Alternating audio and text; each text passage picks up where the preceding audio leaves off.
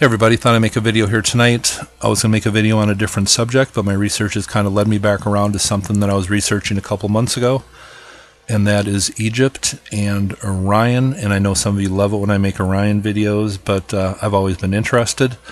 And I know a lot of you watch Danny Wilton's videos, and at first when I watched Danny's videos I was pretty skeptical, but through my own research I definitely found a lot more stuff to verify what he had to say than anything I could find that would debunk it in any way.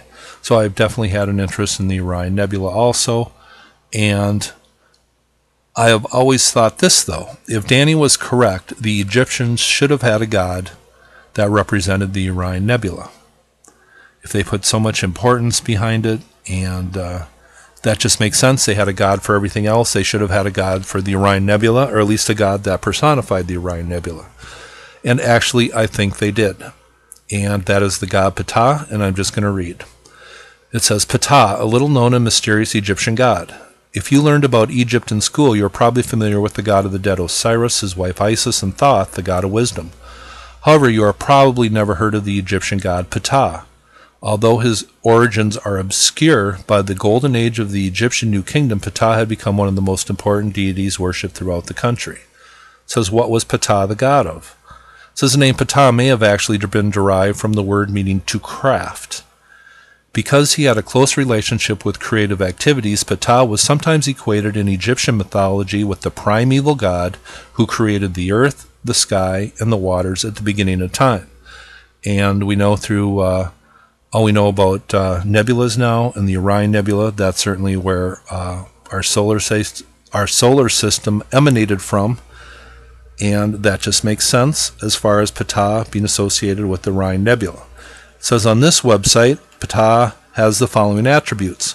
He is the primate of the gods, i.e. the god of the gods, the logos, the thought and creative utterance and power, and also Ptah represents mind, thought, and the creative utterance. So that's very Orion Nebula-like. It says on this website, the olden god was named Ptah the developer. He was considered to have been a great scientist, a master engineer and architect, the chief craftsman of the gods. And the beginning of that sounds very like human-like qualities. And of course, with the Egyptian gods, if you watch John Anthony West, he is one person to point this out. But whenever you talk about Egyptian gods, they are the embodiment of cosmic personifications. So there's nothing human we're talking about here. It says he was the chief craftsman of the gods. And if you talk about cosmic personification, he was the creator of the gods, and the gods in Egypt were the planets, and that is definitely right out of nebular hypothesis. So that makes sense.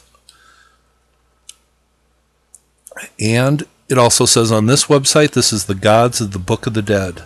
It says, as a solar god, he is called Ptah, the disk of heaven, who illumineth the world by the fire of his eyes. The disk of heaven. So that sounds very Orion Nebula-like. But I think the real kicker is the name Egypt itself and the origins of that. It says, we all recognize the word Egypt as the modern name of the country in North Africa, not a part of the Middle East as commonly misperceived. Most Egyptologists and laypeople know that Egypt is derived from the Greek word Egyptos, but few have ever traced the origins of this word. It says Egyptos is a contraction of the Greek term Hyjai Patos.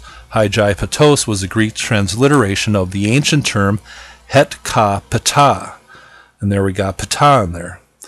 It says Ptah was a title of one of the so-called creator gods, or netters. R.A. Schwaller de Lupitz translated netter to mean principle or an attribute of divinity, an aspect of God.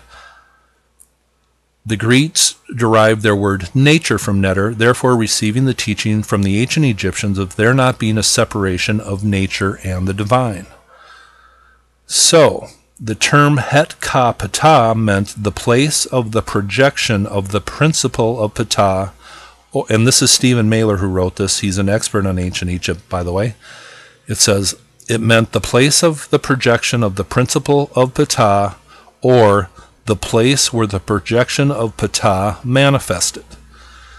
So if Ptah was the Orion Nebula god, which I'm proposing he very well could be, or one that has all the attributes of him, The place where the projection of Ptah manifested would be Egypt. And what do we know about Egypt and the Orion Nebula?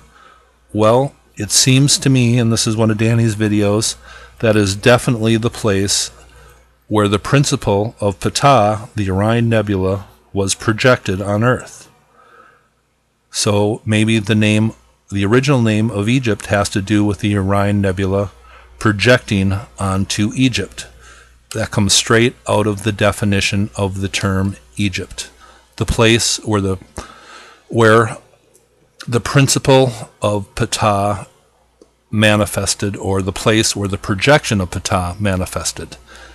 And that is exactly what we have here, shown perfectly in one of Danny's videos.